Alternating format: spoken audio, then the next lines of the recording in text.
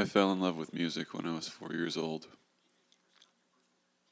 Sitting on this cold floor of the Rahway Daycare Center, watching my instructor at the time, Miss Jackie, playing on an auto harp, just playing folk songs. But as I looked around the room, all the kids in the class took their shields off and just enjoyed the music. There were black kids, there were Indian kids, there were poor white kids. It didn't matter. Everybody just enjoyed the song and sang along. That's what the power of music has always meant to me. That it transcends anything that your parents program into you, or society programs into you, or your friends program into you.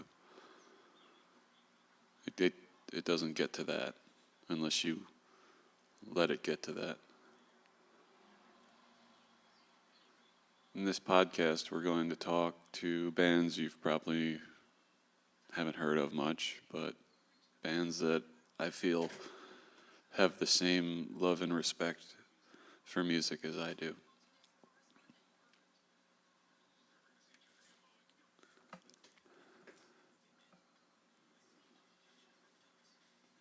Music doesn't cheat on you. Music doesn't pretend it's something that it's not. Music is just like the environment. It's there. You either notice it or you don't. And I find myself much happier noticing it.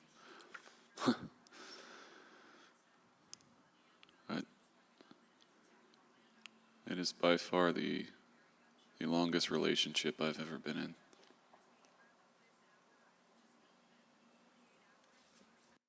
So we are here with Rob and Ronnie of Asphalt Gray. Hey. I thought it was Asphalt Green. I thought it was Asphalt Green too. And then that's a topic of conversation. One day the internet tells me, you can't have that band name anymore. Yeah, you know what? It's when we started the band, I'm like, oh yeah, that's a pretty cool band name. Because like, have you ever seen the Asphalt Green in New York? No.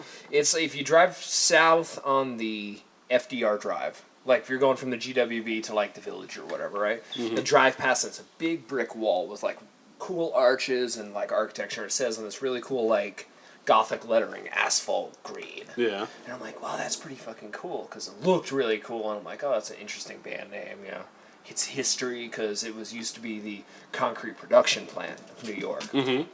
So I'm like, there's history in it. It looks cool, free advertising, or whatever. Right. So we're like, oh, you know, whatever, we'll do that name. And then like the week afterward, I'm like, fuck, that's a shitty band name. And I'm like, oh, you know, this could come back to bite us at a time, you know. Like, mm-hmm. The way I explained it, I'm like, you know what? It'd be a good problem to have because that means we're getting big enough for them to give a shit. Yeah. True. Yeah, they noticed. Like, hey, wait, there's another band running around. You know what? I would have been more fine with switching the band name if they had waited until after we. Oh, or if they told us before we ordered like $300 worth of merchandise with Asphalt Green on it. We'll send that to, I don't know. Yeah, we're thinking of like... Just got to bring it to Goodwill at that point. No, or sell it to the band. Be like, hey, you know, you got the name now. Yeah, exactly. Why don't you take this gear, you know? You know what? You're in a year, you're going to see like... You know, less fortunate kids in Africa wearing that's what I was gonna say. The wrong Super Bowl champion team and then like Asphalt Green, yeah. Child warriors and things.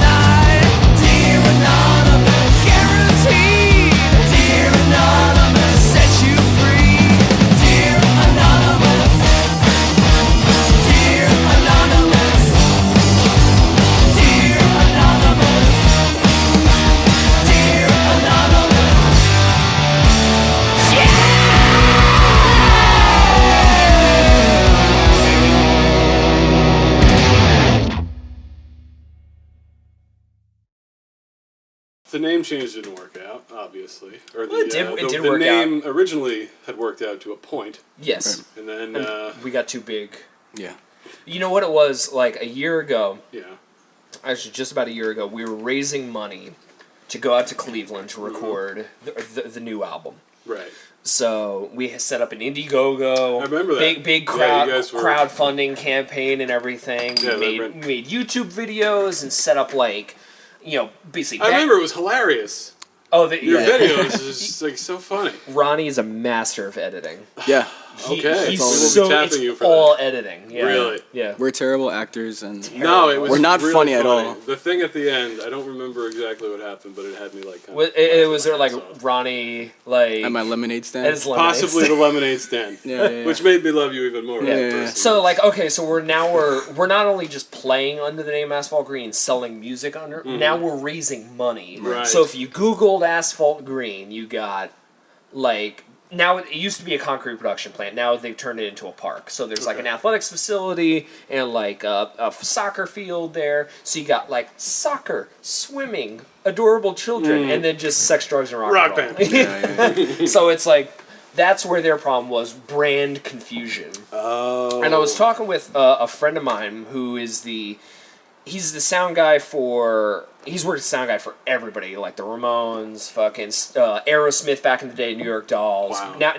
Now he works with Led Zeppelin. He works with Steely Dan. Wow. And he works with Ace Frehley. quite So I original. was talking with him about it. He says like, well, the new name's better anyway. But he would tell me a story of a band he used to work with called Green, that called themselves Green Jello. Yeah. Yeah, you know Green Jello. Well, I know the popular one. I'm not sure if this is that. This is them. Okay. Yeah. So yeah, they have their name was Green Jello. They got sued by Jello because they're like, no, you can't use that. So they changed their name to Green Jelly. But the Y has an umlaut, like those two German dots over the Y, and they say it's pronounced Jello, but it's spelled jelly. Fair enough. You got a good enough lawyer. So yeah, we got find a way around. I think. Yeah, it's just that you can't like police the way people say things. Just just trademarks. So people, I don't know. We had suggestions like people say like change your name to Fuck Asphalt Green or something. I believe Asphalt I Green was sucks that. dick. Yeah, I believe that was the Fuck Asphalt Green. you were. Yeah, I think That you was did you. post that. Some of the suggestions were better though. Yeah. By far, it was fun, but that. I mean, that sucks that you're stuck with that merch. Yeah, It's just such a joyous day when you get that T-shirt the first time. and not that we're like making an excuse for taking like over a year to release the new album. Oh. That was a huge thing because we spent a lot of money because all those T-shirts were going to go to the people that helped help fund the album. Yeah. So now we're like, fuck. Now we have to fucking like all that money just went to waste because you can't return that. Yeah. No. Yeah. Exactly. So, Ugh. say love you. I say you make them buy the merch at this point. Yeah. Well, we're gonna give them away to like people that There you go. Nostalgia.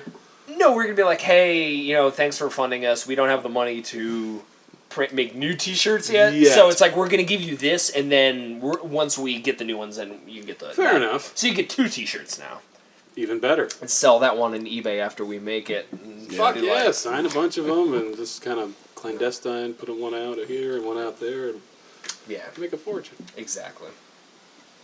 All right, so what I really wanted to get to, Ronnie. Let's start with you. Oh God. Yeah. What's I up? know, called you out. Sorry. What's up? When did you first fall in love with music? Oh man, it's a tough question. I wasn't always into rock and roll. It was actually this guy that kind of got me into it.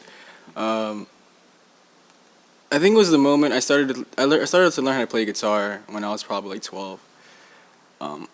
For no reason other than I wanted to play. No one around me was playing at the time. It was just, I grew up in the Bronx, so it was like nobody really played anything. I found my way to Rob. It's a long story. Don't want to get into it, but I found my way to. Not a problem. Gotta leave something to mystery. I got stuck learning how to play guitar. Right, I was like, I don't know where else to go. I learned my little country chords, my open chords or whatever, and Rob's like, here, pentatonic scale. I'm like, cool. And then I'm like, this is the only thing you need to know. Yeah, Just need 5. and he was Only right. need 5. And then just like running that scale and listening to good music that he Sure. introduced me to after a while, and then just got the hang of it, you know? Yeah. Because So you were really into like Green Day Yeah. and like some of the emo bands. Yeah, and- exactly. Yeah. that's where you really found your first. Yeah, I was Epiphany. really good at power chords before I met Rob. I was So a lot of punk bands and metal bands. yeah, exactly. Right on. Hey man, they still work. I Yeah. mean, That's A lot what of people that's what he make a does. lot of money. That's what he does when he's not playing the pentatonic in this. yeah, band. Yeah. He's going out of power chords. Power chords for They days. sound so much better. I don't know what the high notes are even for.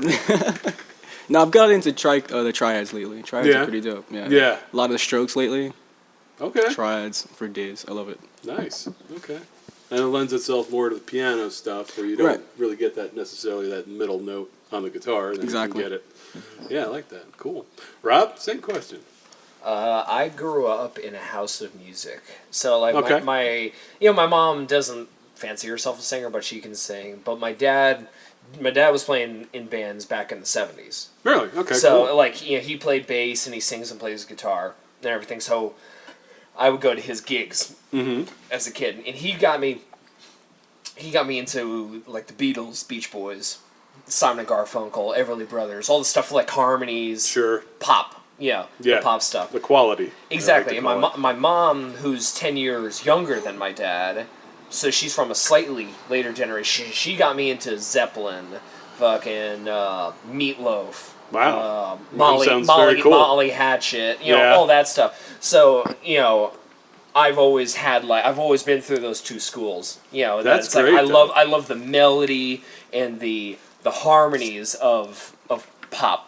Sure. 60s pop music, and then I just love the hard rocking, just fucking awesomeness of 70s rock. 70s, Yeah. So yeah. and then I ended up just learning how to play guitar. I took a few lessons, but I ended up just teaching myself, and then taught myself a bunch of other stuff, and just Nice. had a few bands, and Yeah. And now you find yourself here. yeah. And that's how like me and Ronnie kind of got connected. Was I had a band, like my high school band, we were called Steel Battalion. Nice. Steel And- like the metal. Yeah, Nice. we were named after an Xbox game, actually. Really? Yeah. Oh, right on.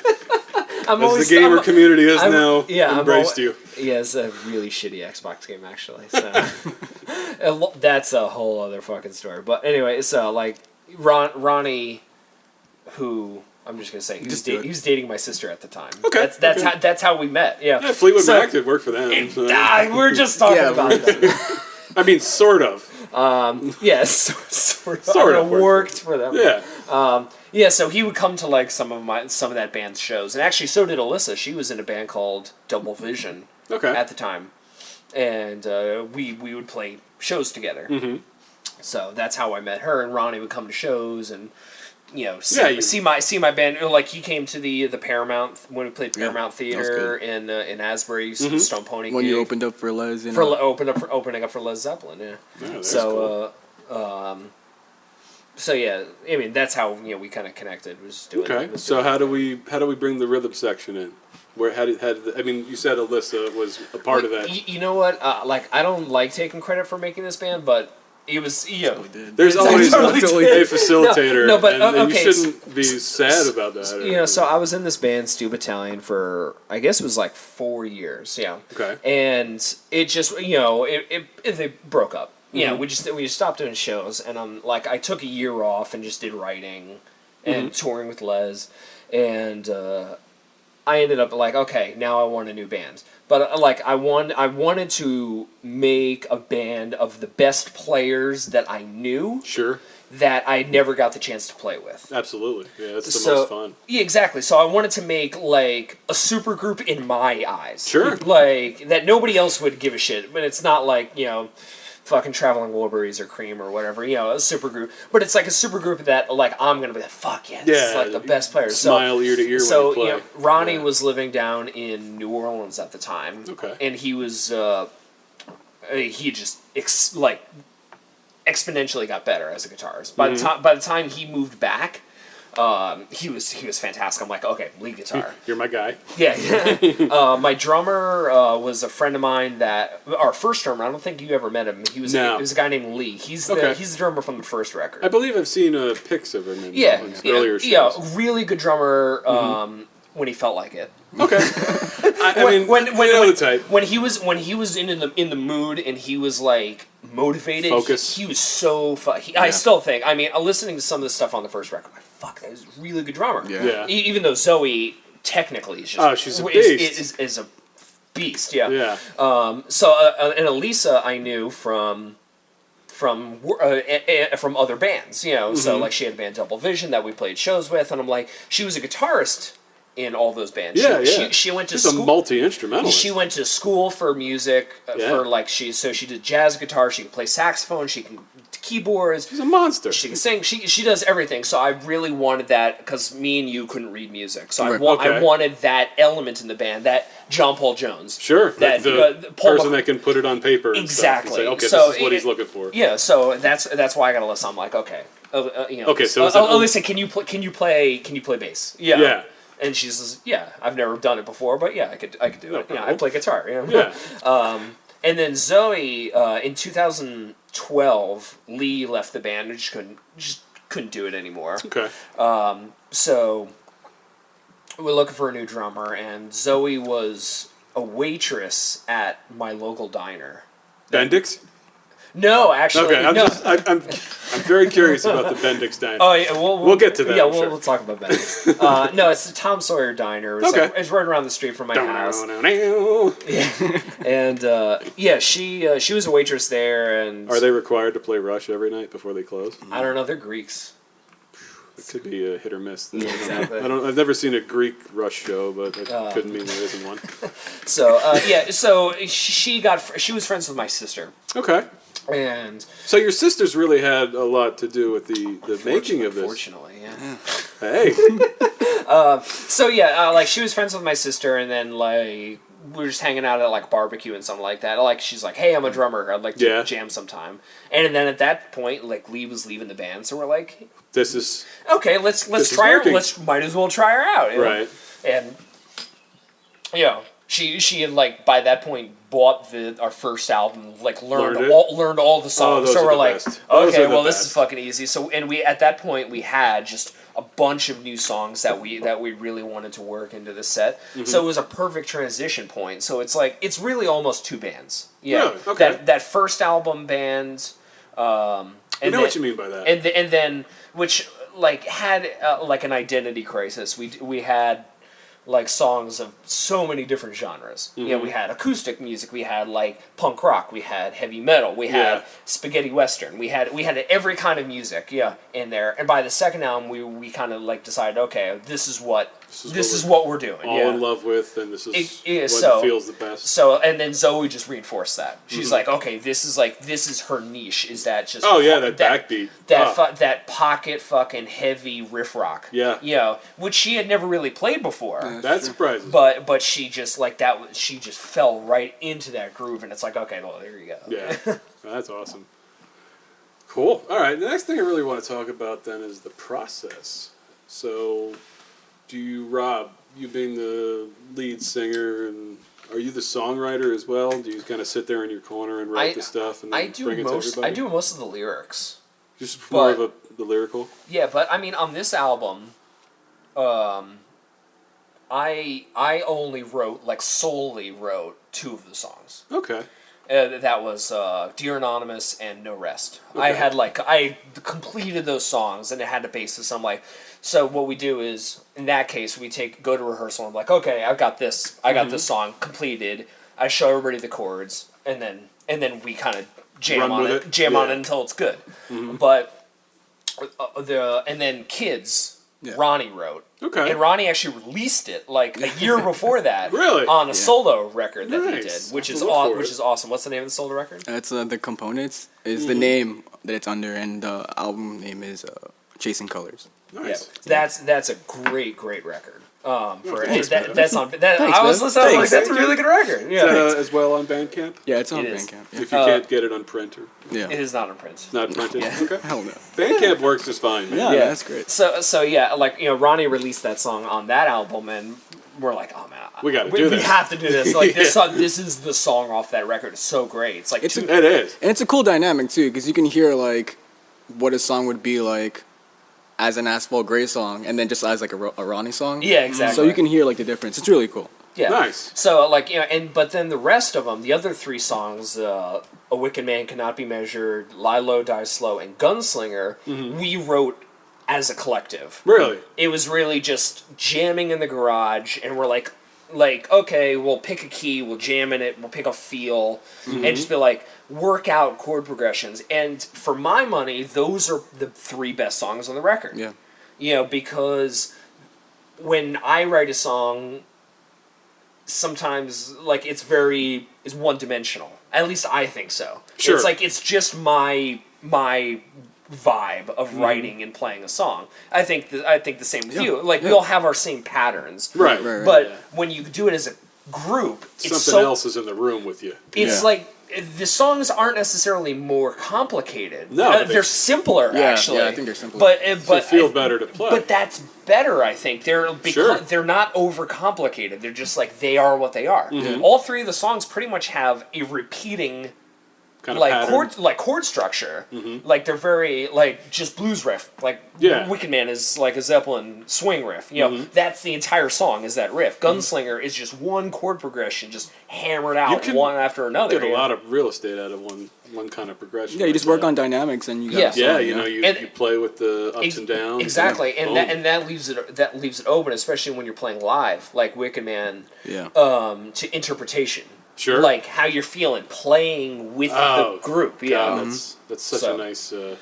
So yeah, I mean, like I'll write on my own, but and Ronnie will too. But I still think the best songs that we've done as a band are always group efforts. I love hearing collaborative efforts because it's very few you find any that actually can work out. Yeah, I Because mean- there's egos involved in the room, and there's. Some people don't like edits. Right. If they didn't think of it, they're not really hip to it. A lot of the time, like, I will, like, have a song, like, half written out or something, and I'll show Rob, or vice versa.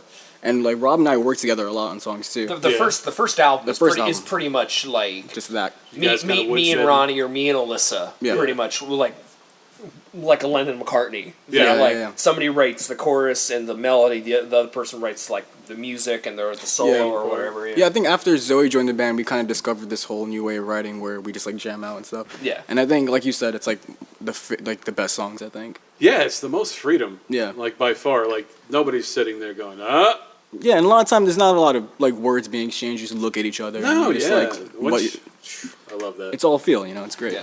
That's great to hear. That is definitely great to hear. How like I gotta ask, how does your band write? My band is completely different. Being that we are not good at jamming. well, you're a different kind of band. You're Yeah. more of like an alternative, like Yeah. indie kind of Yeah, pretty much. Scott generally comes in with the idea already hashed out, and I get to throw my bass line down because his bass line is basically Bad. what the guitar's playing. I'm like, that's cool, except This is I'm not playing boring. guitar, so I'm gonna do some different stuff, and Yeah.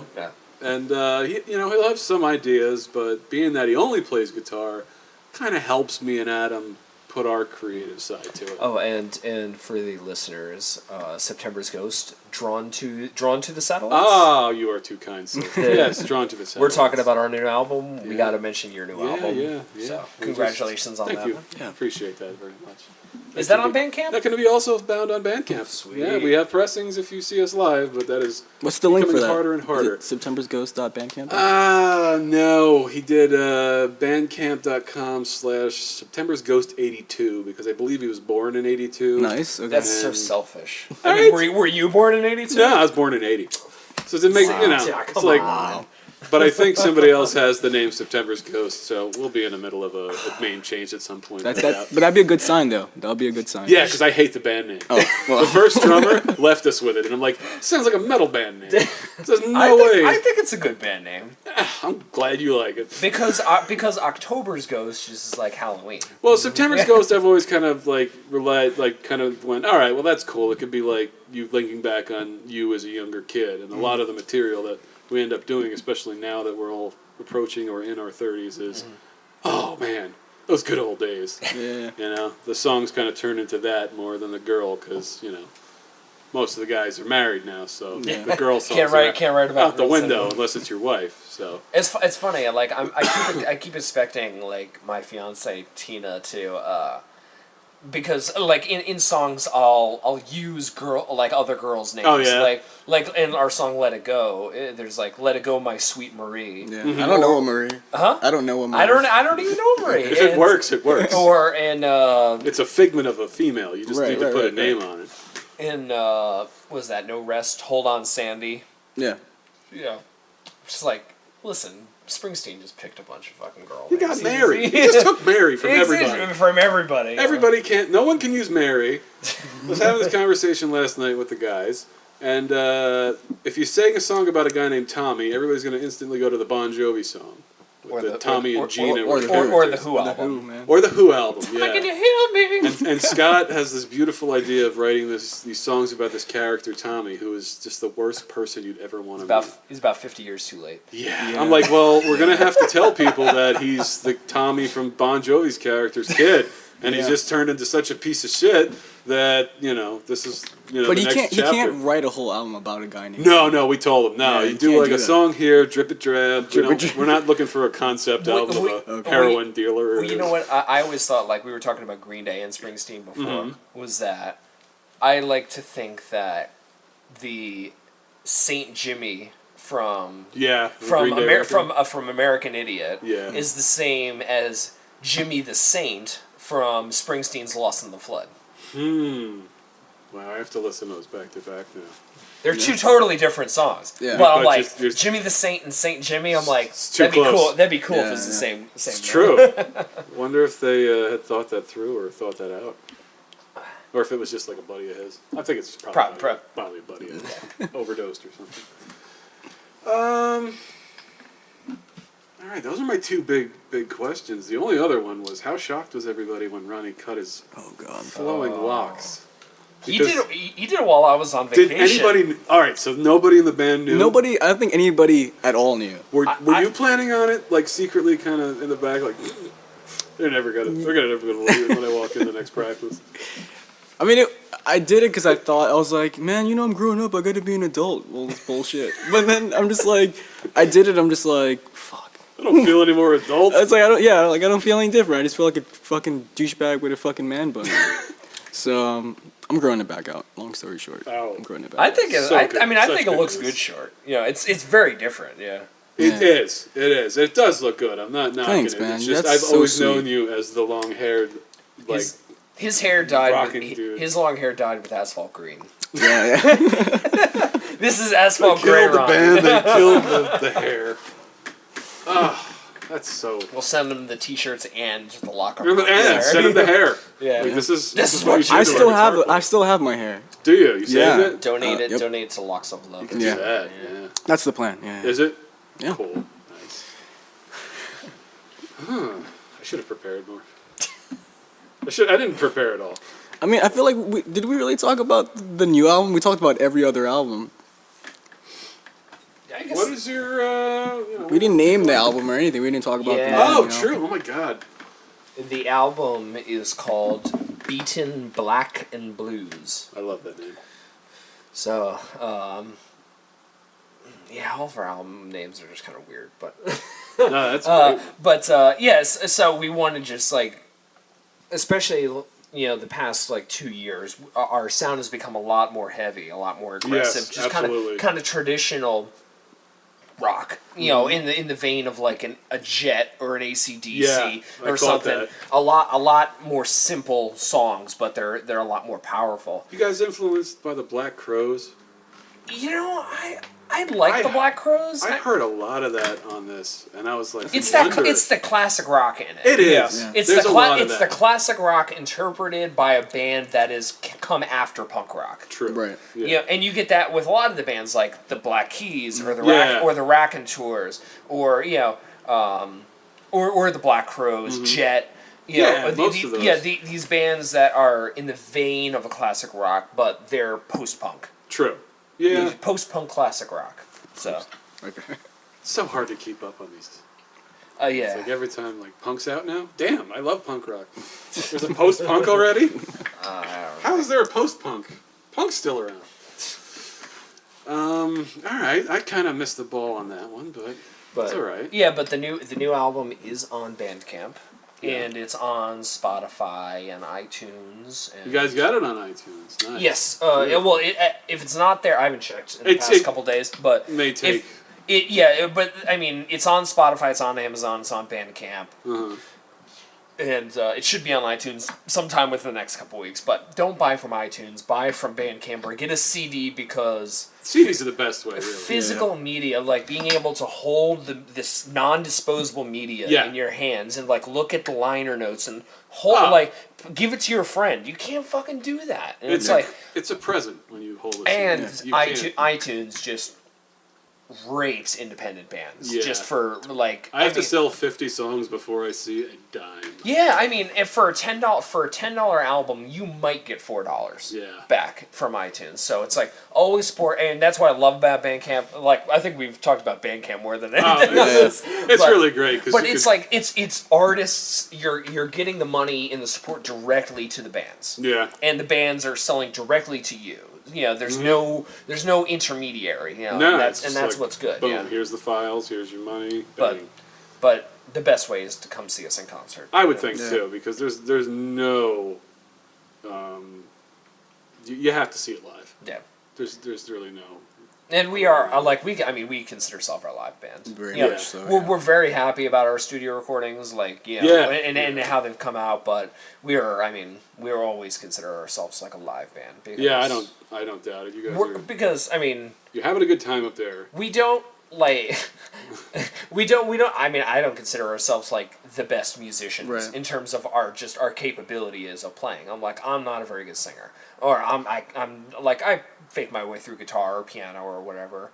I think you have. I don't see it, but you're a great guitarist, but I think you have your doubts of your skills, and so does has to be human, and so does Alyssa and Zoe. But when all four of us are playing mediocre together and there's that energy, it's a team, and it's like we feel that we can match up with bands, and that's why it's important that like at original shows that we have that energy to like we'll go to blues jams, right? Mm-hmm. There's like a blues jam that we always go to at the Great Notch Inn on Route 46 in Little Falls. Okay. And if you've never been there are some fucking amazing players there. Really? Just killer. Got play upright bass and just like blues harp and just amazing like guitarists and everything. Just make us feel Andy Fuchs, like the amp makers there all the time. Really? You know, JB Lawson, Rich Hempel is the owner of the place. He's a great drummer. Just all these guys, that play there. But we go there and I don't want to trash the guys or whatever, but they're very traditional. They kind of stand there and just kind of groove on their thing and just they basically just play the music. Yeah.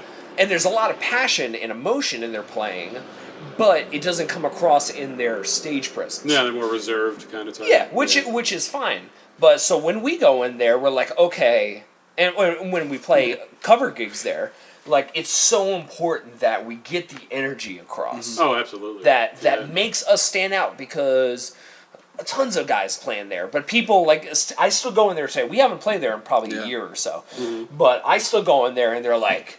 Asphalt Gray. It's like, you guys fucking rock, It's going to be a party tonight. Yeah, and we go in there and play original music, too, Awesome. And in our area, in the Paramus, like North Bergen County area, there's not a lot of places that you can see original music. Same here, man. If I hear fucking Sponge tunes and just Collective Soul covers anymore down here, it's disheartening. We do. I love the don't bands. we do a Collective Soul cover? I love the bands. What's That one Shine? time. Shine. No, that's Is that Shine? no. No, is that Collective?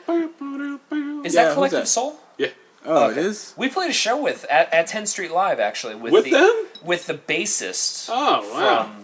From I'm talking Collective shit Soul. about No, you're thinking of Soul Asylum. Cult of Personality. Who did that? Oh, Living Color. Living Color. You played the fuck. bass with that bass player, Living Color? Yeah. we- Did yeah. you ever play with Ginger?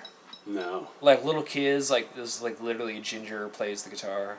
No. They're a really good band, like a local kind of like mid Jersey band. Yeah. And their bassist for a few shows was actually the bassist from Living Color. Wow. I have to look Interesting. I don't, So I random, don't know right? band names. I'm like, Oh, that's fine. Between us and Google, we'll figure it out. Oh, Collective Soul and Living Color. That sounds It's the about same. right. It's Same just the routine around here, much like up where you're at, is if you're not playing, the '90s or the stuff that you're hearing on yeah. the radio, and you are not allowed to play your own. I think thoughts. that's the decade that we play the least amount of covers from, the 90s. Or the 80s. Like we don't play a lot of covers from post like 1977. That's Yeah. true. Yeah. Like And we can play like 4 hours of covers. Yeah, we do cover gigs. Well, we used to do a lot of cover gigs to raise money for recording, Yeah. and everything. But we'll do everything from, I guess, like the earliest song we'll do is like Crossroads by like Robert Johnson from like 1936 or whatever. Yeah. And then we'll go up and we'll play stuff all the way up to the late 2000s. Yeah. Sure. So we'll do stuff by Jack White or Yeah, I've heard you do some White Stripes, I believe, or maybe it was the Rock on Tour stuff. I think He's yeah, in so Rock- much stuff, but yeah, I but yeah. heard So you so we'll do do some everything covers. and like, but we'll like our meat and potatoes is like 50s, 60s, 70s. Yeah. As it should be We with used a to- band we like used to you do guys. a mad good version of Lady Gaga. Yeah, we did. Which one? Bad Romance. Bad Romance, man. I don't that think being there's any. awesome. I don't think there's any like video evidence of us doing that on YouTube. That's okay, though. Thankfully. That's okay. That's a first drummer. Okay, thing. okay, Yeah, okay. that was our cover. That would Yeah. that would still hold up today though, pretty well. Well, when we did it, it was really topical because the song first came out. Right. Yeah. Yeah. Oh, they're on it. All right. Yeah. Wow. It's Lady really Gaga. fucking version. Yeah, that we don't do that anymore. Well, you gotta evolve eventually, and she's moved on and singing with Tony Bennett now. Is there a cover that you would love to do in September's Ghost? Oh, there's or like 10, and the guys were like, "Yeah, that's great. One day." never. Like, That's what Alyssa's always complaining. I'm pulling do out this cover. I'm pulling out a secret super special cover that we're gonna do on Saturday at the coffee house. But I had to physically keep these guys here for an extra hour. You gonna drop us a hint of what it is? The Boss. Oh. It's Bruce? a Boss tune. Oh, It is a ballsy Boss tune. Adam Raised a Cane. No, it's way more generic.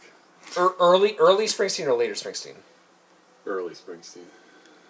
Kitty's Back. No, it's so popular and like cheesy, but it's just to get the whole crowd singing. I think this is the Okay. one song that'll do it. I gotta. Once we're done. It's a town full of losers, and we're pulling out of here to win. Oh, you're doing Born to Run. Nope. That's Thunder Road. Oh, fuck, damn it! Well, cat's out of the bag. I'm so. I do not believe this podcast will air before the show, though. No. So Oh, okay. if you had not seen the show, we've done a monumental cover of Born to Run, and the entire I heard broke that out in song. people were just like Ah. creaming their bell bottoms like right in the front row. The most epic Espresso Joe's moment, maybe of all time. I don't like to Who's playing the harp? nobody's playing the harp. Oh, It that is ballsy. That stripped. is ballsy. It is stripped down. Scott's not even playing the guitar. Wait, I'm what? on the guitar. Adam's not even playing the drums. Woo! It is. That one is very person ballsy. staring at a crowd, trying to hope that they don't look at me like I'm a robot, and they sing along. You ever get that when you're live, What? Ronnie? Let's start What? with that. Like, what do you do with an unresponsive crowd? I'm gonna get another beer. Yeah, good idea. Can you give me one? Do you, yeah. Yeah, can I get one too? Thanks, man. Rob's getting a beer. Unresponsive crowd. Yeah, like you're pulling out everything you can, and these people are just kind of looking at you like I you're get an frustrated, Yeah. and I take it out on my guitar. And Yeah. if you look at my guitars, they're like beat to shit. Yeah. And then I wait for Rob to start saying "dance you motherfuckers" or something like that. Just to get on. Yeah, yeah, and then that's when I know it's like okay. It's Like- okay. Everybody's feeling the same way. Yeah. It's not just me. But yeah, you just play. You just keep playing as hard as you can. Because if you start like feeding off that like negative, like dull energy, no one's gonna have a good time. No, it No really one's gonna can't have mess to- with you. Yeah. So If you're going to a show anytime soon, You do wa- your best to not look like a lemming on the yeah, crowd. man. I mean, yeah. So I just take my frustrations out on my guitar, and hopefully it gets the crowd going or whatever. Well, yeah, like the Beatles. Like we were watching the Beatles anthology Mm-hmm. recently, which is like if you've never seen it, just No, I haven't. It took it's- us like a month to watch it. But it was yeah, it's like basically 10 hours, well, actually maybe more like 12 to 15 hours of a Beatles produced documentary of their entire career, which is, Wow. which is amazing. They get introduced, interview their producers, like all three at that point surviving band members, Sure. their roadies, everybody, yeah. Wow. And when they were talking about their time in Hamburg, when they were cutting their teeth as a band, they went to Hamburg, Germany, and played in strip clubs, basically. Yeah, I heard that. Yeah. Yeah, and the Germans always used to tell them to mach show, which is make a show, basically, and entertain us. Yeah. So they would like We bought the ticket. so they would like smash beer bottles over their heads, or dance around like buffoons and Sure. and jump on the tables and stuff. So that's what they want because they're playing like graveyard shifts, like 4 a.m. at a strip club in closing downtown time. Hamburg. So like they're like drunken Germans, like oh mach schau, So that's what I was Always had I that. antagonize the crowd because if you piss them off, I love- at least you're like inciting them Yeah, somehow. I love Right, getting right. a reaction from them.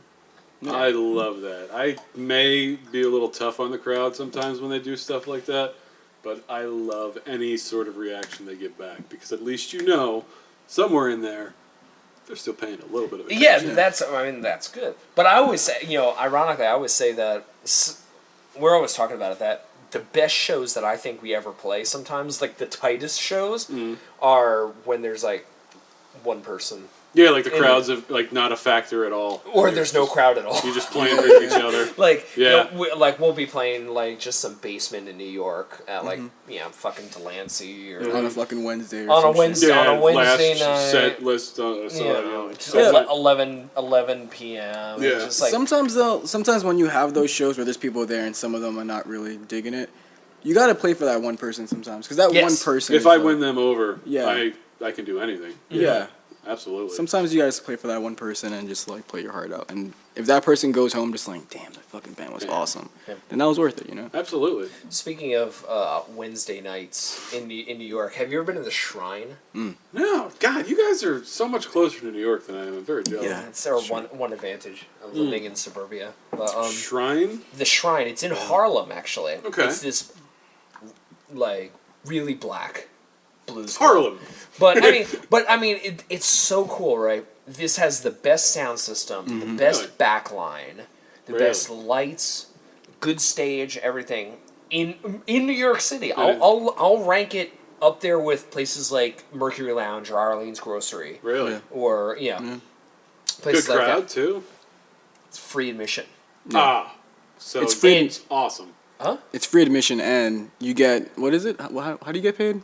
Well, there's a tip bucket, and Yeah, you yeah. get tips, and you get half of the bar. Right. I love that. So Yeah. so if you bring people and they drink, Oh, yeah. great, Good show. and then you get tips on top of it. But basically, people go in there because it's free admission, all from And, or yeah. they were surrounding like neighborhood. Yeah, what do you wanna do tonight? Let's Go in go there there. because there's food there.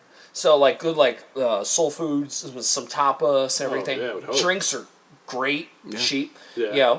And then you hear live music. And the cool thing about that place is because it's always crowded, first of all, and then second, the bands are always super varied. You'll hear some ethnic like African music, an acoustic band, blues band, Country. rock band, Kind of country, runs the gauntlet in one night, huh? Yeah. and then they usually close the thing with a DJ. So it's like you will hear everything at this place for free. That's awesome. With at a great stage. And the bands are The treated- sound guy, like we were listening to this band. We played there last week, Yeah, yes, 2 weeks ago or something. Yeah. and we were listening to this band, and we're like, "Fuck fuck, they sound so good. It's like, and they weren't. I mean, they were great players, but Yeah. I mean, the sound, Yeah. like of everything of what was coming off of the stage was so incredible. Like next time we book a show there, we'll try and we'll get you guys on the bill. And We'd love to do it. but Yeah. I mean, we've never played there on anything better than like a Sunday. Uh-huh. Like it's always like Tuesday night, Probably a Thursday pretty night. tough gig to get on the weekend, but Yeah, Yeah. but there's always people there. Yeah. That's awesome. We always leave with more money than we came. yeah. Well, that's They- always a nice perk. Yeah, and the crowd's usually really Yeah, like the crowd's super good, like super responsive. If you put on a good show, like we were talking about, like Yeah. like they will respond. We were playing there for our 5th anniversary thing. We did a show there with a friend of ours named Allie Hart. Okay. She's a female singer. She That guest with you guys sometimes? yes, she we've done shows backing her up as Okay. like as her backing band because she had a deal for a while, like a record deal for Okay. a while, and we did some studio work with her and we did some live backing for some of her shows, and I was in a band with her. I was a drummer for her like college band, so we were like we're good friends, and for our 5th anniversary we were going to do like a joint show. So we do like half of her songs and half of our songs, and just like kind of do like one just powerhouse, Bang, bang, bang, bang, bang. powerhouse set, and we're like, where should we do it? And I'm like, the Shrine, Yeah. and it's like she is not the best stage presence, but she's very endearing in Yeah. like a self-deprecating way, Okay. and but she's beautiful, and the crowd just Loves her. Eats Yeah. it up. ate her up there. Yeah. And she was like, the crowd was talking to her in mid-song, and she Yeah, was yeah, just yeah. like, Go, girl! laughing her ass off and having a great time. Yeah, and it's like, we did Little Help with my friends. Oh yeah, my for God. the Joe Cocker, a little Yeah. help, and we was did so good. we did Etta James, Etta James, there, yeah, dude. and they're like, oh my god, I know that was They've the done perfect their set for homework. that place. That That was a sounds like perfect set. what Etta James song did you do? I'd rather go blind. Really? Oh, you guys prepared, man. You did your homework. But yeah, dude, the Shrine. We'll get you in there sometime. That'd be a fun show. That would be Yeah. great. Maybe them in like Castle Black or something. Yeah, we haven't played with them for a while. They're Yeah. really good. So, what are the most favorite bands you've played with so far? And September's Ghost. you don't Actually, have- actually, you guys, you didn't let me have the second to go, and you don't have to mention my band. No, like when we play with a band that we like, we always try and get a CD of theirs. And actually, in our garage, like Your little practice room there. Yeah, Oh my well, God. it's It's gorgeous. I've seen it. It's a little tight, but you guys are making it work. it's tight, but it's full of a lot of antiques and Okay, memorabilia and shit. Yeah. And like on a shelf in that garage, we have like anytime there's a band that we really really like, we get their CD at the show and we put it on there. Nice. So like you guys are on there. I think Sucker's on there. Yeah, Sucker's definitely- Prodigal Sons, definitely. which actually share our garage. They're Oh, yeah? they're friends of ours from Paramus. Okay. Great little blues trio. Nice. That they're they're like our brother bands. Yeah. Like they're very close in spirit to us.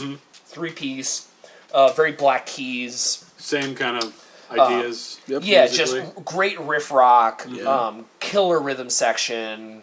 Just really, really, great bands. So they rehearse in there. So we got their CD in there. We got yours in there. I mean, who Oh, that's else? honorable. Well, I mean, who else have we played with? Like, I don't know. Do we have any Castle Black in there? I don't know. They released a CD. I don't know if I have. I think I know. I think I do. Yeah. Castle Black. They're another 3-piece band From Jersey? From Brooklyn. Okay. I think. They're really good. What's that band we played? We played the Shrine with them. They're from Canada, I think. Oh, Marry Me. Marry Me. Yeah, they're Marry pretty Marry good. Me. 3-piece band. Gotta love the 3 pieces, From man. they're from Vancouver. Yeah. Cool. They were doing like a North whole American tour. Yeah. And we got him a gig in New York, and I think we have an open invitation to ever come up to Vancouver. Oh, go to Yeah. Vancouver.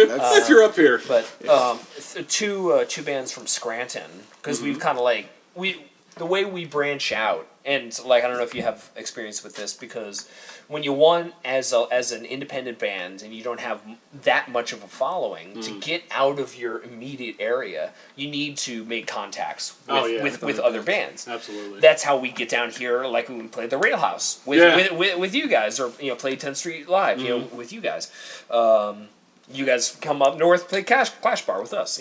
Same great time. kind of same thing. So the way we do it is, we try and make those contacts if a band's out here, or we meet up with them on Facebook or whatever, and we develop a rapport with them. Mm-hmm. And that happened. We were playing a show in New York at Sullivan Hall like a few years ago, and a band like this girl Candy from Scranton ended up seeing us somehow. I don't even know how. And she's like, "I've got a band. We're called Sucker. We should play together. Yeah. We should play together." I'm like, "Fuck yeah! We're never gonna turn down a worthwhile gig. If we can do it, let's do it." Yeah. So they're like, "Bring us out to Scranton, then you bring us out to New York." Or something. I'm like, fair's fair. Right on. And we've been trading shows for like the last couple of years, right? Yeah, since 2013. I think we've been trading shows. That's and way. We've been out to Scranton, I think, probably a half dozen times. Yeah. Since then, and Silhouette Lies is from Scranton, and Static in the Attic. Static in the Attic, they're so good. Holy shit. They're like I'm gonna have to re-listen to this. Jimi Hendrix, Cream. Yeah. Kind of just great blues rock. Nice. 4-piece bands. They played the Shrine with us. Yeah. And then when we went out to Cleveland, we were like, okay. Gotta play a show. We're going to have all of our equipment with us. We have to do a show. We're here. Why not? So, you know what I did? It's like I hope they actually don't hear it, but like I went. It's a small show. I like on Facebook. I'm like, Cleveland bands, right? Like, who's cool here? And I just I found a bunch of bands in Cleveland. I checked them out. It's like, okay, who could we mesh feasibly well with? Yeah. Exactly. You're not looking for that gothic metal band that's gonna be like, what the hell are these guys? Or a jazz duo or something. Yeah. So so we found this band called the Hemi Devils. Yeah. Mm-hmm. A little bit older than us, but man, they're just great fucking. I always kind of consider them like a Molly Hatchet kind of band. Just great. Good jams. Yeah, they're not quite heavy metal, but they're really heavy. They're not quite rock and roll. They're not quite heavy metal. Right. They're They're real, and they're just badass bands. Mm-hmm. And I wrote them. I'm like, hey, we really dig your music. We're going to be recording with a label in Cleveland. Mm-hmm.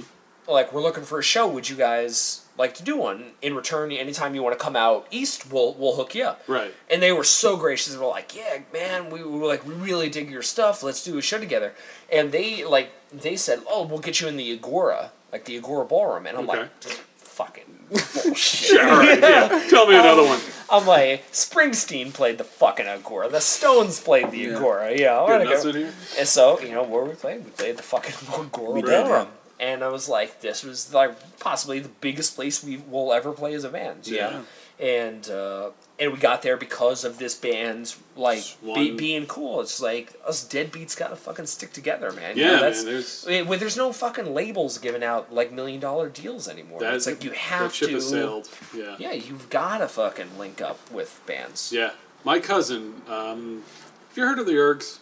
I'm going to name drop right on the first episode. We get this out of the way. The Ergs? The Ergs. If you're very into punk rock in the early 2000s, they were... Elisa might know. The band next to the Bouncing Souls, who were, in my opinion, one of the ways to go. And my cousin was in the band, and he always said, best thing you can do is just use the internet, find a band somewhere, start your tour there, give them a show, you work on the next one. And he's toured the country until he had his baby. He did it regularly, once a year for at least 10 years. I mean, that's what we're doing, kind of. Are you guys thinking about bringing it out farther than the? I think we're slowly working our way out, right? Well, you know what? Last summer, actually, it was our last tour as Asphalt Green. Mm-hmm. We called it the Green with Envy tour. we hooked up with a band with the Hemi Devils. They were coming back out east, and they had a band from, I guess, Boston, and maybe one from Akron. or Pittsburgh or something. I forget. Kind of everybody meet up there. Bottle Fight. Oh yeah. Bottle Fight. Good name for a band. And they were like, "Hey, we're coming through. Can you get us a gig in New York?" I'm like, Hell yeah. So we actually got him in Clash Bar. Yeah. Nice. So like because Bob the owner there, like we have such a great working relationship. Yeah. So it's like anytime we want to put together a show, it's like That's we've awesome. always got a place there, that we can play, which is good. Yeah. Yeah. So we're like we put the gig together there, and then we went up to Worcester, Mass, and played Wow. it. Uh-huh. That was our first gig in Massachusetts. Yeah. So that was kind of a big step into Sure. it, and that was a great fucking show. We played a place called Ralph's Diner, Yeah. which is like it literally is a fucking diner. Yeah. And then in the attic they had just this fucking rock club. Yeah. It was so fucking cool, yeah. So we did that show, and then on the way down we played, I guess, only our second show in Connecticut at a place in New Haven, I think. Yeah, I think that was the first time we did like a weekend tour kind of Yeah. deal. And we've always done like maybe 2 shows together. We'll do something out here, and then we'll go out to Scranton or something, or we'll do Asbury Park, and then we'll do New York City, Right. or something, back-to-back days. But this was like, okay, we got to get a fucking hotel. Yeah. We This got is to like a legit like, mini tour. exactly. So that was kind of our first real jaunt. We had such a great time, and there's always the want to do more, but it is tough, because having to front a lot of that money for hotels, for gas, tolls, it's insane. things like that, logistics, like how do you get the stuff up there? You have to rent a van or whatever. We gotta get a van. We gotta buy a van. We gotta get a trailer. We gotta buy a trailer. So it's really tough to do it. And that's why, like, our relationships with bands in Scranton or places like that, or in some places in New York, really rely on sharing backline or whatever. So it's like we could just bring our guitar amps. We have a drum kit makes there. it so much better, easier. Yeah. So and the same, and we're always the local band. We're always insistent on, like, when you guys played a show with us up in North Jersey, we were like, listen, we got the drum kit, we got the bass. It was so nice. Just like if you want to bring your head, or you want to bring like a guitar cap. I believe I guitar used combo. Alyssa's stuff all night, except for my bass, and it was so nice. Just be like, Adam, just throw your cymbals in the car. Let's go. Yeah. It's so that's important. For bands to kind of support each other like Absolutely. that. Yeah. So. I think the more of that, the better, because nobody else is doing it. But speaking of diners, yes, I wanted to get back to Bendix. I didn't let this go. Bendix. Where does this come into the Asphalt Green Bendix is family? My favorite North Jersey diner. I'm a huge diner connoisseur. Where is this? Is this Paramus? It is on Route 17 in Moonachie or Rutherford, or like somewhere like it's by like Giant Stadium. Yeah, it's near the stadium. So, but if you're, it's at the where it is. It's at the intersection of Route 17 and Route 46. That shouldn't be very hard to find. It's right. You know where it is? It's right next to Teterboro Airport. Oh, I know that. Like Yeah. So that's where it is, because that airport actually used to be called Bendix Airport. Really? Oh, shit. Back in the day.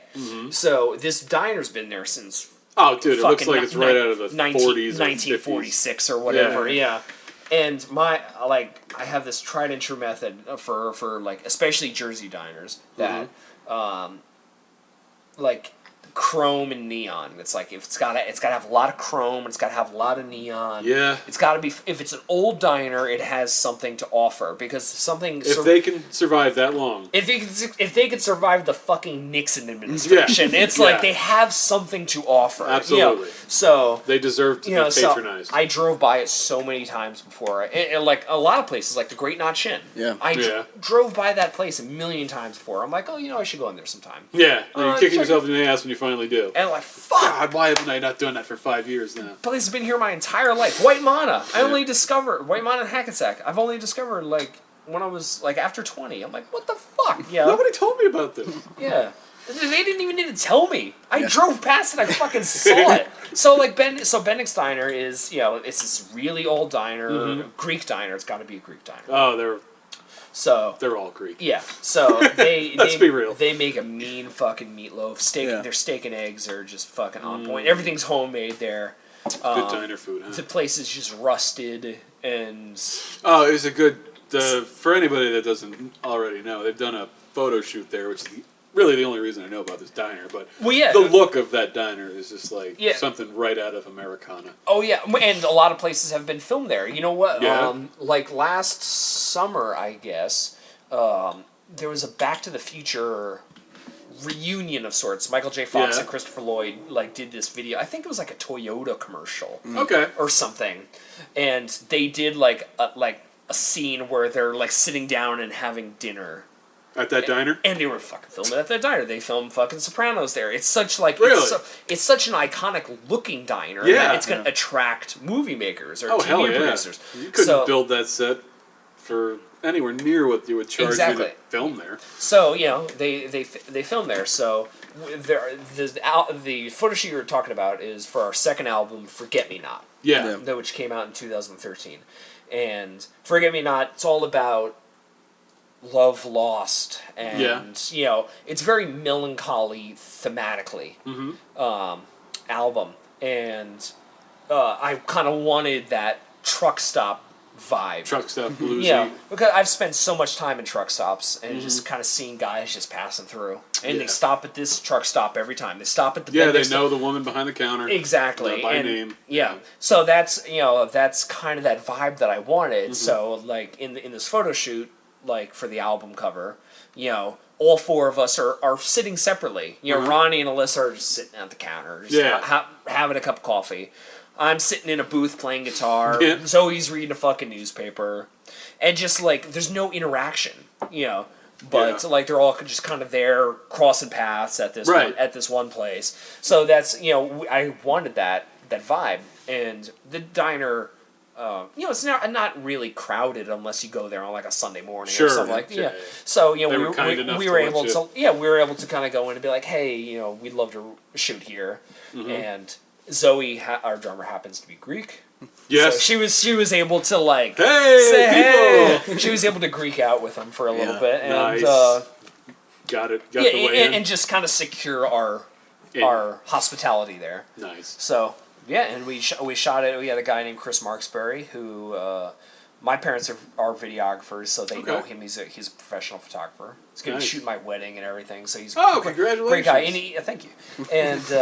And he shot like Leslie West from Mountain. He shot his album cover. Really? I'm like, that's fucking awesome. All right, dude, you are here. He's a musician. He's he's got a killer guitar collection and everything. So we're like, he's the guy that we want. We want to hang out with you more. Yeah, And if exactly. you want to hang out with us, that's totally So fine. he shot us like, and his way of going about it, it looks so organic. Yeah. Like it's not forced, because if you like, one of my favorite things to do is like Google like bad band photo shoot like pictures, and it's think like I'm probably in a the few of those. stereotypical like walking across a railroad, Oh, yeah, or like in Backs front, to the camera.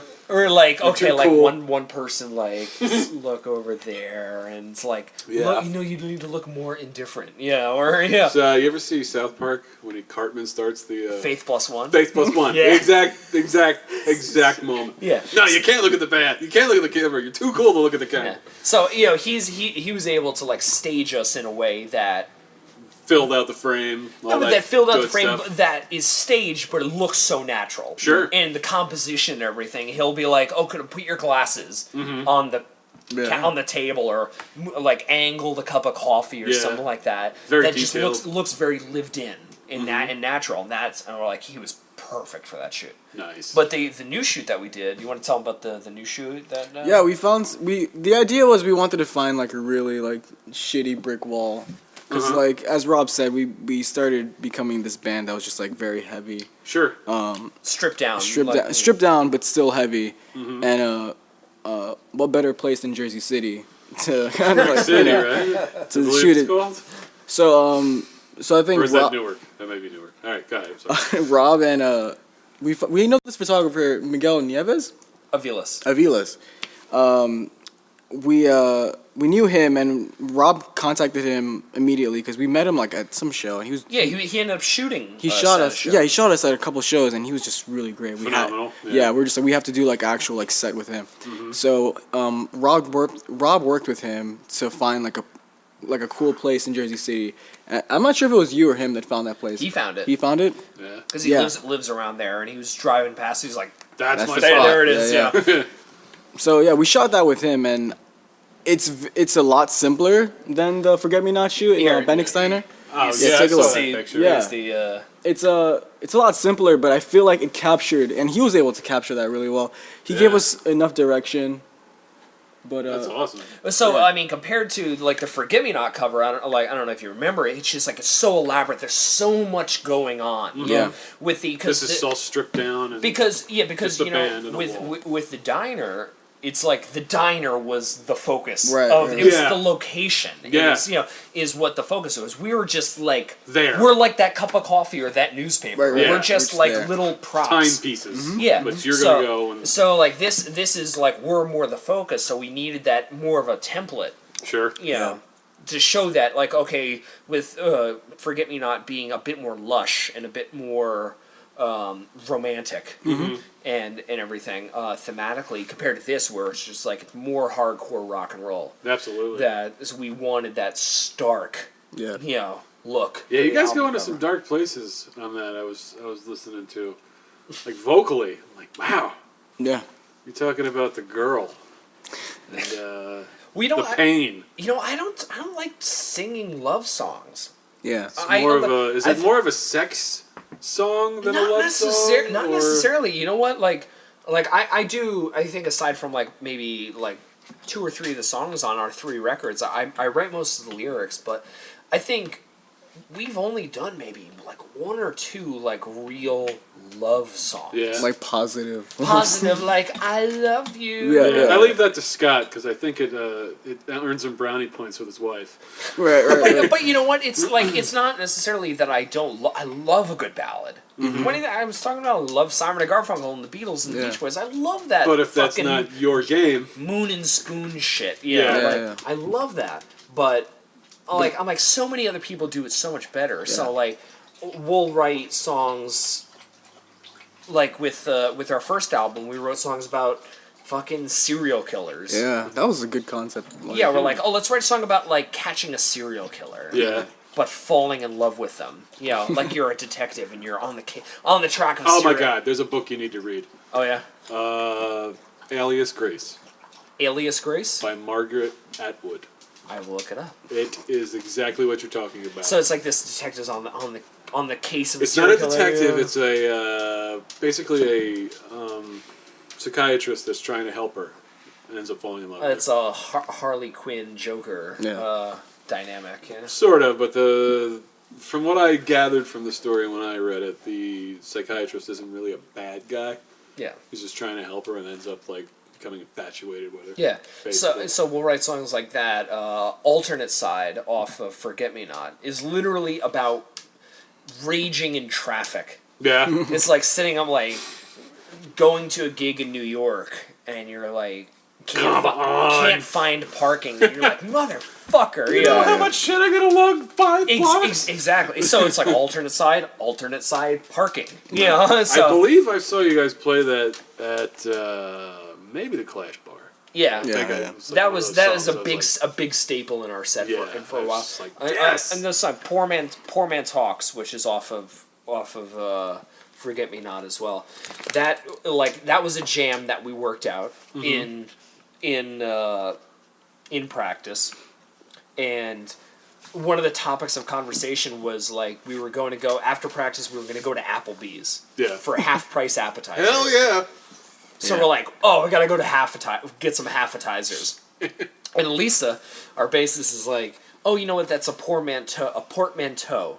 I'm like, what the fuck is that? Oh, poor man talks or whatever. And she's like, That's like some sort of music phrase, right? oh, and she like, no, music she's like, lingo. a portmanteau is when you take 2 words and combine them together to make us like half price appetizers Yeah. is half-atizers. Sure. But I'm like, portmanteau sounds like we're like, and my first thing was like, poor man talks. Sure. I'm like, okay, there's a band, there's a fucking song title. Boom. Yeah. Also idioms. I love idioms. Damned if I do. A crying shame. Yeah. Fucking long goodbye. Yeah. It's- Describe. God damn it! Describe what you're gonna lyrically write. So yeah, like and so many times I'll come up with the title before I come up with the song. Oh, itself. yeah. So I have the song "Damned If I Do." I'm like, fuck, I love that phrase. Mm-hmm. So I'm like, "Damned if I do" sounds like a waltz. So I'll write a Run waltz. with So, damned if I do, and I'm damned if I don't. Yeah. Mm-hmm. So it's like, it's just like that's the way I really organically write, like lyrics. Mm-hmm. Is just Yeah, usually it's pretty much the same for me. I have one line that I want to get to. eviscerate Yeah. the audience with. If I'm lucky enough to have an audience, I want them, because I know I'm not going to have every line stick. I want a certain line in a song to just be vicious, cutting, where they get goosebumps when they hear it. And I usually will run from there when it comes to that kind of a. Right, like if you get your big moments, Yeah. it's all about getting there. Yeah. Yeah. The whole songs are pretty much a setup to that one line. Although, one of the newer songs we had done, and I've got to change this podcast so I don't keep talking about my own band, but just the first line is the killer line. Yeah. And it gets repeated at the end as I talk it, but I just want to, right from the start, say, all right, don't expect a happy song. Don't expect anything from me except this, this deep fucking PTSD kind of song. The art of an opening line is so great. Ronnie on his song "Kids," great fucking opening line. I'm like, the first time you sang it, I'm like, that's it. I love this. I love this song. Ronnie, I don't care what else you do. What is that opening line? Yes, please. You talking about kids? Yes. Yes, please. Jesus said he robbed you from your head. Jesus I'm said like, he robbed you from your head. Yeah. Jesus Right, said you robbed him from your head. Yeah. I'm like, oh fuck, that's Boom. great. And my old band, Steel Battalion, we have a song called Cabin Fever. And it's like, I still think it's like probably the best line I've ever written. It's like, Atlanta's burning, I don't care. I'm like, oh my god, I love that opening line. And it's like, okay, the art of that first words that you speak. In a song It's is a conversation. You want to start on a strong foot. Lie low, die slow. Leave your guns at the door when you're talking to me. It's like, It's instantly you know exactly kind of where the border is. yeah. Or It's- if there is a border to begin with. yeah, it's the way of starting a story. Thunder Road. Screen door slams. Mary's dress waves. Exactly. It's like, fuck, you're never gonna get better than that. No. I read the news today. Oh boy. Yeah. It's like, it's all You're about instantly in the story. hooked. Yeah. Instantly in the story. That's what's great You about it. already know so much about what's going on. It Yeah. doesn't have to be spoon fed to you. Right. And I think the audience needs that. They don't need to be spoon fed. They need people to go, you're smart enough to get this. Yeah. I think some songwriters are so, well, I'm a songwriter and I'm an artist, so you don't really get how deep I am. Like, no, they really do. They just don't have the time, patience, or know how to write a song. Well, I love turning a phrase. Like Sure. I love taking the scenic route to getting to a point. Yeah. So like I won't say like in our song Salutations, right? Sure. Which is like our biggest fuck. It's basically rap. Where I'm Nice. just like blah blah blah blah blah blah. Just like line after line. Yeah. Like I'll say like, okay, somebody winking at you, like, you can say like, okay, she winked at me, like you said, like, Yeah, you just gave away the whole thing. No, you know what you call I called it a one-eyed lie, like a Nice. like a little aside. I'm like, Sure.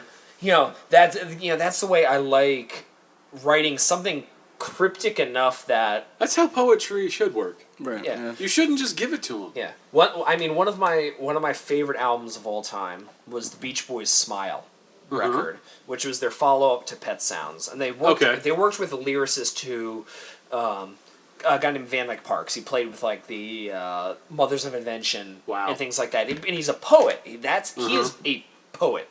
Yeah. That's what he did. Actually, coincidentally, the guy, the lyricist from Pet Sounds, worked in advertising.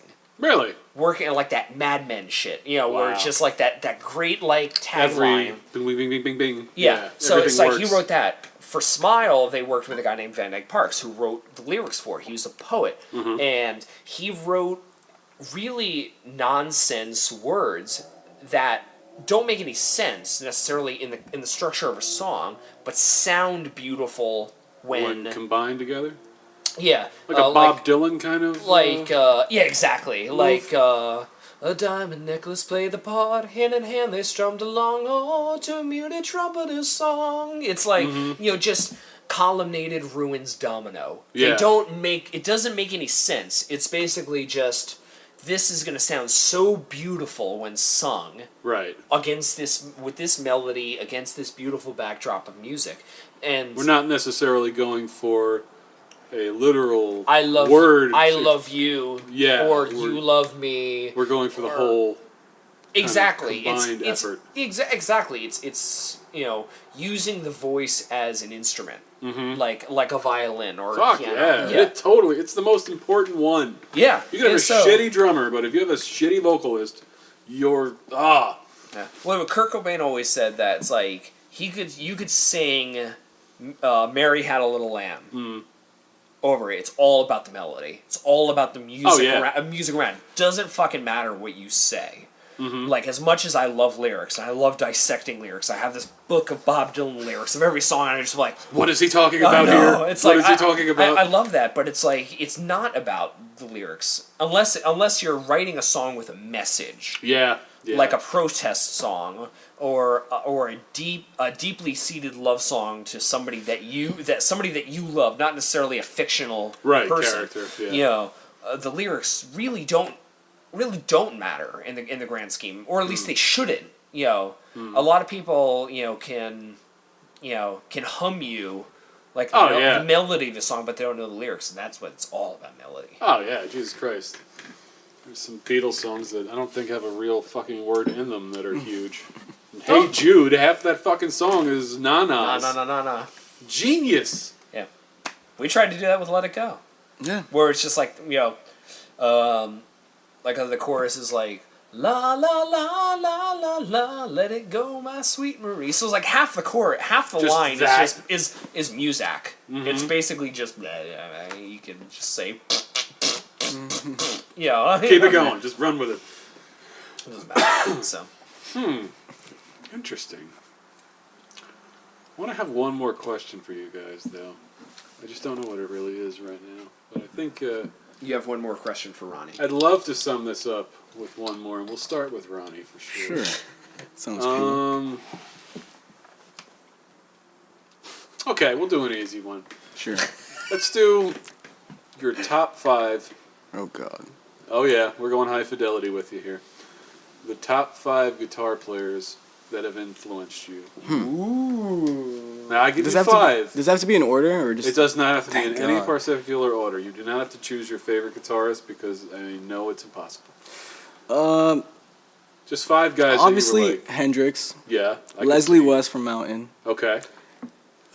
Jimmy Page, obviously. I could totally see that. I can't not Page. say Jimmy Page. I'm not familiar enough with Mountain, but I know a few of my boys are, Dude, and they'll be like, Mountain, "Oh, Mountain, dude, Mountain is so He's good. the reason why I bought a Les Paul Jr. Man. Really? Yeah. He's so good. And Billy Joe. And Billy Joe Armstrong. I saw the Billy Joe thing there. I'm like, I wonder, but Yeah. I'm hoping there's a little bit more to it. No, yeah. Come on, you've met Billy Joe. I met Billy Joe twice, Did you? man. I did. Really? Yeah. Where at? One at a party and then Yeah. one on the street. One on the party and one in the street. Like he was giving away. I saw on Instagram he was giving away like a drum kit or something. Really? And I was just like, and he was like, meet me on whatever corner of the street in New York City. And I was like, fuck, Fuck, I'm I'm there. going. I'm there. I was like 2 seconds too late. Like I was walking towards that corner and I saw him giving away the kit to the others.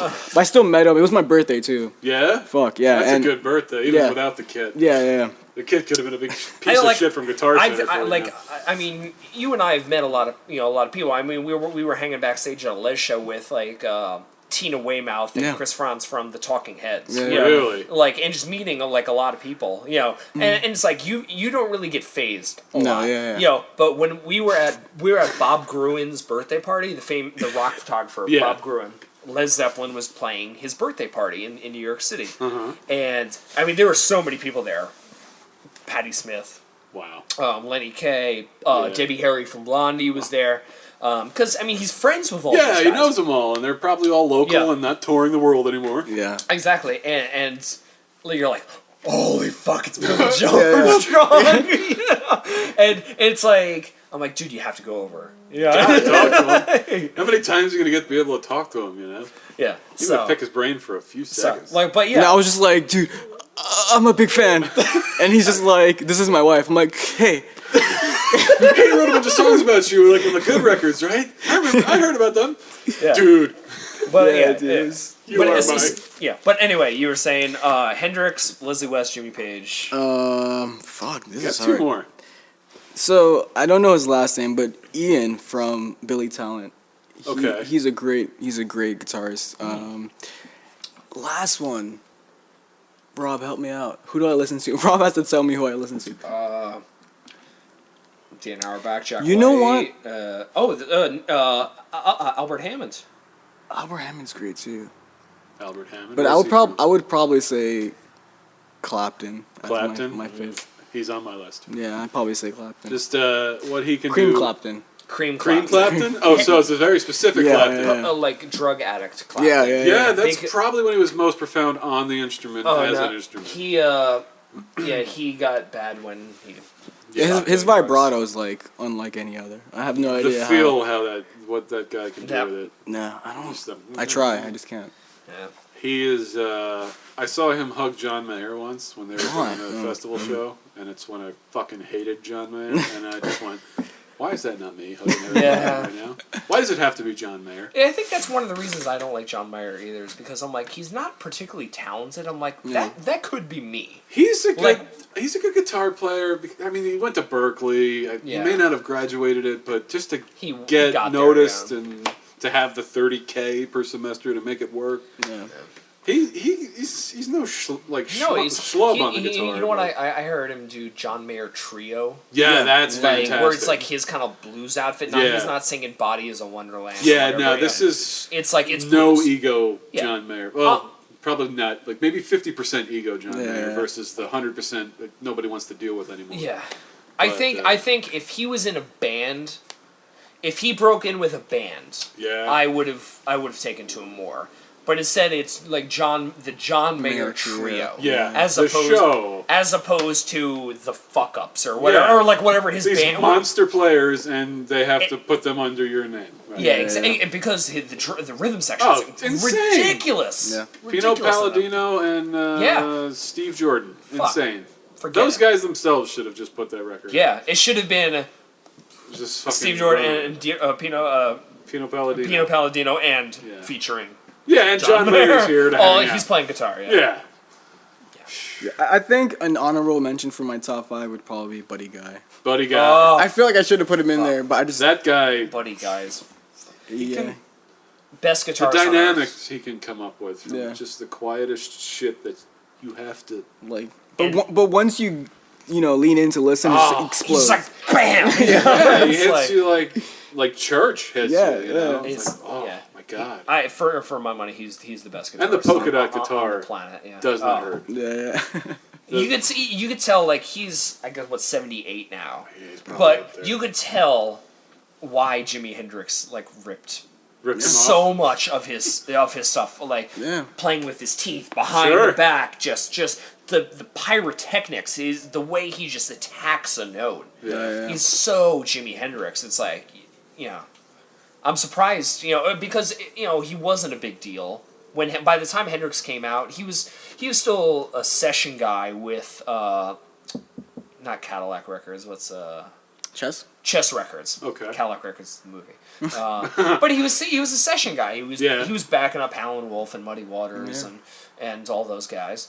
And he had released a couple records with like Junior Wells, but he wasn't that household name. Right. Yeah, Jimmy had the costume, he had the whole... Oh, the whole presentation, thing. the Yeah. writing.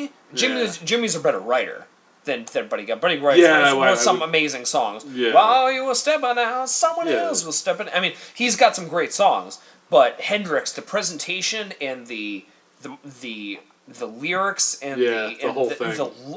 everything that's why Hendrix was not called out for ripping them off. Yeah. them off, Well, which is, yeah. what are you gonna do? You do it better. And Buddy Guy had a lot of respect for Jimmy too, right? He wasn't. Oh yeah, they Yeah. were very close, and Yeah. but every time I've seen Buddy Guy, I think 3 or 4 times now. Mm-hmm. Every time he plays Jimi Hendrix. Song. Plays Hendrix tune. He's It's great. nice that he could be that like kind of Yeah, there's a great video if you YouTube it. I encourage you after sure. to YouTube Buddy Guy Jimi Hendrix. There's a video of Buddy Guy playing in, I guess it was New York or something, at this small blues club, right? And he's just like going Wailing. crazy, and then the camera pans to the front row, and there's Jimi Hendrix, Just kind of taking notes. and he's like. But this is like Jimi Hendrix after he had made it. He's got his hat on. It's like this is Jimi Hendrix. Full-fledged Hendrix. Yeah. mode. They're like, Wow. I'm like, but he's just like, This is it. he's the biggest fan in the room. You know? Yeah. And that shows it's like, That's awesome. if you're gonna steal something, Yeah. have respect for what Where you're it stealing came from. for, and Yeah. and acknowledge it. Like people asked Jimmy, and I was watching a TV interview with him. They were like, "Oh, how does it feel to be the best guitarist in the world?" He's like, "No, Not here. no." Hold on. Kanye West says, "Yes, I'm the greatest. Yeah. I'm the greatest musician on the planet."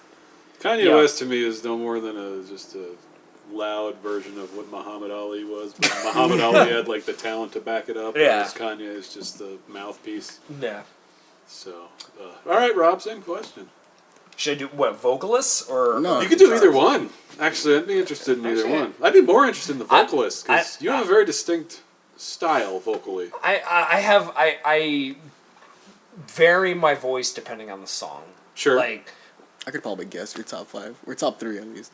I can guess. Go ahead. You can ding in every time. no, you so, get so one. like, Yeah. well, you know what I'm saying? It's like if it's a rock song, I can do this voice, or what? Like I do a lot of acoustic music by myself. I'll do a solo gig, and I'll do the fucking Eddie Vedder, Bruce Springsteen, just Sort kind of of like, folky like voice. the country twang. Yeah. The stripped down voice, I like to call it. Vocalists, Freddie Mercury.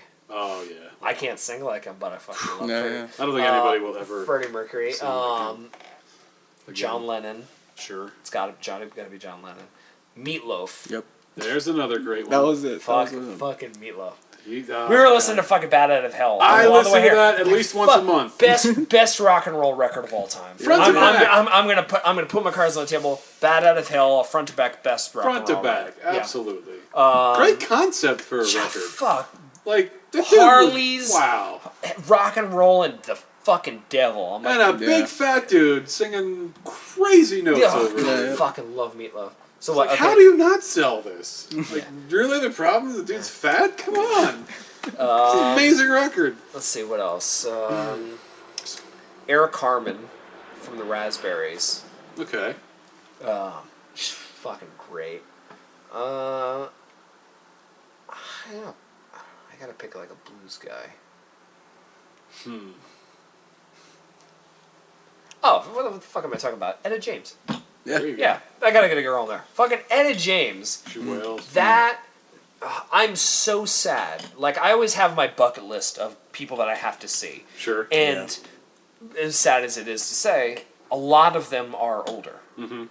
You know, it's the Jerry Lee Lewis, Chuck Berry, Sure. Les Paul was on. Did you ever that. see B.B. King? Did you ever see him? No, I never damn. saw. And it's like they're they're Yeah. switching off at this point. You're losing more than you're gaining at that point. So Etta James was definitely on my list. I'm like, I love Etta James. You know who? Ben. Oh, yeah. Ben Stieber, the bassist from Steel Battalion, and Yeah. he sang on one of Ronnie's Components songs. Yeah. Got me into Etta James. And because I know it like At Last. Sure. You know, everybody knows that song. Yeah. But then like he exposed me to some of her other stuff. I'm like, fuck. Yeah. Yeah, this woman the hardship that she went through. She's got all the pain and heartbreak In in there. her voice. Yeah. Yeah, and that's how you distinguish a good singer. You know, Yeah. is like you could have like a Mariah Carey with what was a 4-octave range. Something Yeah, insane. where you go all the way down and up, Yeah. but it's about what you're singing and how you're singing it. Yeah, how You much know, strife has Mariah Carey Yeah. felt? I would love. I Yeah. would love to see Bob Dylan circa 1962 on American Idol or The No. Voice or something. You know, Yeah. what would they think of Bob Dylan? You know, Yeah. and not just like lyrically he's unparalleled, but just the way he sings. He's a shit singer, but the way he sings it, Yeah, so him and- from the heart. You Him know? and Tom Petty have that. Tom Petty. You can get away with a lot in rock and roll, especially just tuning that guitar down a half step. Yeah. I mean, it levels the playing field Yeah. for a lot of people that aren't singers. Speaking of Tom Petty, if I was doing guitarists, Mike Campbell. Oh, yeah. would have to Nice. That dude's most phenomenal. underappreciated, underrated guitarist on the planet. Also, one of the most underrated guys with dreadlocks. White guys with dreadlocks. I don't know how he pulls that off, but it's That's amazing. that's a recent thing because he had kind of the Jufro going for like a while. He but- must have just been naturally gifted into having those dreadlocks. You know, it's it's one of those things where you know how like all the white girls like go to like Jamaica or the Bahamas Yeah, on get the vacation, cornrows. and they come back with cornrows. It's like I bet he went there and everybody's like, you know what? That's good look for you, man. Run with that, dude. Run with that. Yeah. So Alright. do your top 5 guitarists. Top 5 guitarists. Robert Johnson, Yeah. Nice. Yeah. Jimmy Page, Mm-hmm. Mike Campbell. Okay.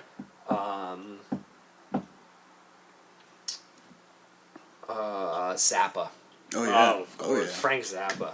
Yeah, he was insane. Fuck, he's such a good guitarist. And then I gotta go.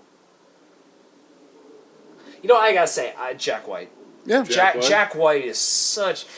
The way he plays is. The way I measure a guitarist is if you take out all the music and you listen to just a little line of their playing, if you could know who it is. Yeah. Like And there are- this distinct sound. Like Brian May Sure. has the most distinct tone in the world. It's like, I could hear one note of Brian All May. right, there we go. That's Brian May. Yep. Jack White, I know it's Yeah. Jack. I know it's Jack White. The fucking shit guitar through the big muff pedal with Sure. the MXR Old ass micro amp amps. with the Silvertone amp. Yeah. You know it's Jack White. It's only he has that sound because you know what? When I was really getting into guitar, I got one of those Silvertones? I got the Silvertone amp. I got the Nice. big muff pedal, and I got the fucking airline guitar, and I tried to sound like Jack White, Yeah. Yeah. and I couldn't. No. There's more to I it. couldn't. And no, it's like he's on another level. Yeah, the Willy Wonka of rock and roll. That's a very good description of him. Yeah. He might be our best hope for, I don't know, I think he was. saving what's I think he left of rock was. and roll. Um, I don't know where he's who's at that now. that 2-piece band with just bass and drums? Oh, Royal Blood. Royal Blood. I think they're really Royal good Blood? too. I Yeah. think they're really good But too. he's the one who kind of started that. You know, Yeah, you're right. He started that Black Keys, New York band Circe is that same thing. Royal Blood. That's so Monitor. Monitor. That's another band from like local that we played with. They're so good, just bass and drums. And although he plays his bass like he has it through like an octave pedal and, so he can get everything and a else. stereo plug, so he's going dry signal Uh-huh. into a bass amp, and then just octave all like this fuzz and shit Through going the, into a guitar amp. Right. Sounds Nice. so good. But he was the first one to do that minimalist Yeah, that's stuff. true, yeah. Musically, I don't think he's done anything really revolutionary in a few years, or just stuff that blows my mind. But I mean, you want to talk about savior of rock and roll? What he's doing with Third Man Records. Yeah. That's what I was going to It's say. He's more so- on his label now. Yeah, I mean, he's a producer now. He's Yeah. a businessman, and a lot of the great bands have done that. You know, a lot of the great artists being able to shift from the performance and the songwriting side to the building Yeah. side. I mean, this recent resurgence of vinyl, you have to at least give some credit Oh to yeah, him. for sure. I would I think, mean, yeah. his recent album Lazaretto, the biggest selling vinyl record since like '92. Really? Like, I mean, and that's a big thing. It got on the Billboard charts through vinyl, not even including the CD and digital downloads. Really? Just through vinyl, it got on the Billboard charts, and that is so incredible. Sure. And how he's taking independent bands and giving them a platform to record and get noticed, because it's almost like the seal of approval. Yeah, I would. Like, you could tell a lot of the stuff on the record's got his fingerprints on it, Yeah, yeah. like his stylistically. Sure.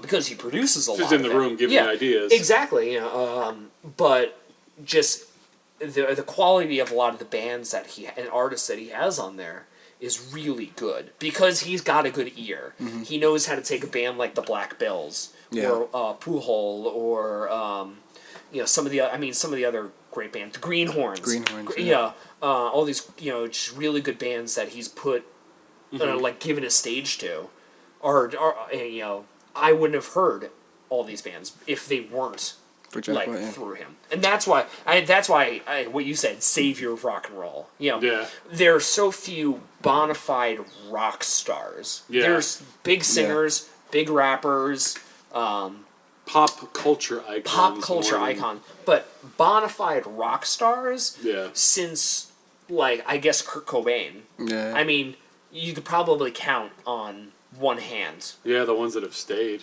Just not died. Dave Grohl. Oh, forever. For sure. Probably Jack White, definitely. I guess you can maybe say like Dan Auerbach. Yeah, I think he's doing what Jack White is doing, but at a smaller degree. Like, he has his own record label, and Exactly. But Jack White is doing on another level. Maybe the guy from Muse.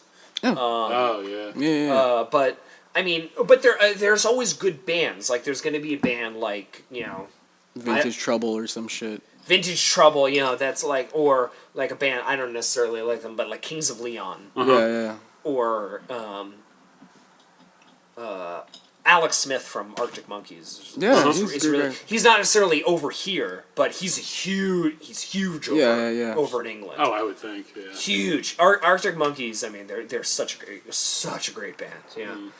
But they've just never gotten that big push here. But they're headlining festivals over the Foo Fighters. Yeah, I don't think America's where you want to go for rock and roll anymore, though. I don't think. No, it's England. Yeah. But I mean, you could have said that in the '60s. Yeah, I think that's where most bands had to cut their teeth. Was like, all right, well, if it works in England, we'll bring you over. But I mean, going back to blues, I mean, Muddy Waters and Howlin' Wolf were penniless. Yeah. I mean, not quite destitute, but destitute. In like the early to mid '60s, after that blues music had given way to rock and roll. Right. Yeah. And then you get bands like the Stones just- and the Yardbirds. Yeah. That, like, when the Stones went on their first tour of America, it would have been easy to have the Kinks or somebody as their opening act. Sure. Howlin' Wolf was they're like, no, we want Howlin' Wolf as our opening act. And he exposed, and when they went over to England, they got that exposure, and they're like, they saw what their seeds have sown. They saw that, like, wow, my music had this impact, not necessarily in America, somewhere in the world, somewhere, like, because guys like Eric Clapton, Jeff Beck, Jimmy Page would get like records from like American Sailors or something like that, of just like My Babe by Little Walter or fucking Little Richard or something, and they would just be so influenced by just these single records that they would base their entire career on that. And that's what I think, like, measures a really good musician. Like, I think Jack White, Kurt Cobain, the Ramones, the Beatles, had, like, it's all about what they've sown. Like, after the White Stripes, you got so many of that stripped down garage band. Yeah. After the Ramones record, everybody wanted to be a punk rocker. Heavy metal was not cool anymore. The Beatles. Before that, it was fucking girl groups and instrumental groups like the Shadows or things like that. After that, after they played Ed Sullivan Show, everybody wanted a Rickenbacker and a Hofner. Yeah. And they sold 1 million, and everybody was in a band after that. And that's what that's how you show, like, the influence of somebody's, like, music on the future. And you never know. I mean, in 20 years how the legacy of some of these guys is going to be. But, you know, I think it bodes well for, I mean, a few of them at least. Yeah, for sure. Oh, I wouldn't doubt it. You just got to dig deeper for the really good Exactly. music. It's still there. You just it's hard. It's easier to find it with the internet, but it's also harder to find it with the internet because everybody's there. It's oversaturated, yeah. Yep. Really got to dig in for what you're looking for. It, Well, I want to thank you guys for this fantastic yeah, conversation. I know we kind of got off on a tangent there. Yeah, we did, right? This is great. This is a fantastic first episode. Yeah. Dude, I wanna thank thank you guys you. for being here. Thank you so much for having us, man. Yeah, I appreciate this. Opening your fridge to us, and Not a problem. we got Sure. we got to do more shows together. It's been fucking Absolutely. forever, man. We will make that happen. Yes. We're trying to book them now. Both those guys had kids, got Oh married. my god. Like, oh, there's the rock dream dead again. Don't be daft. Wrap your shaft. They got to go procreate and make these adorable kids. But we will make this happen. Yes. I will be there if nothing else. You can just do Thunder Road opening. I'll just do Thunder Road for a half hour. I can play it like 4 times in a row. Yeah. It's cool. All right, guys. Thank you very much. Yeah, man, for sure. Awesome. Fucking awesome. Tell the ladies I said what's up. Yeah, do. yeah, let 'em know. And we will we'll be back with another song from Asphalt Gray. Cheers.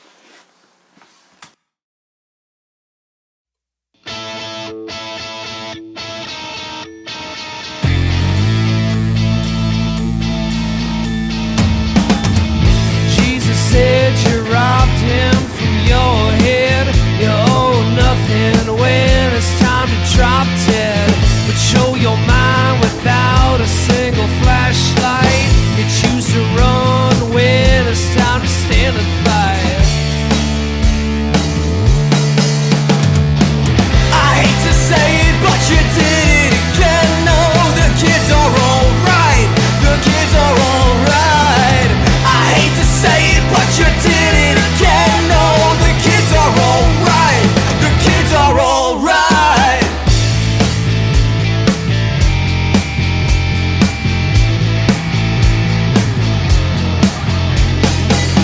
I hate to burn a hole through your perfect plan. There's no forgiveness, save your precious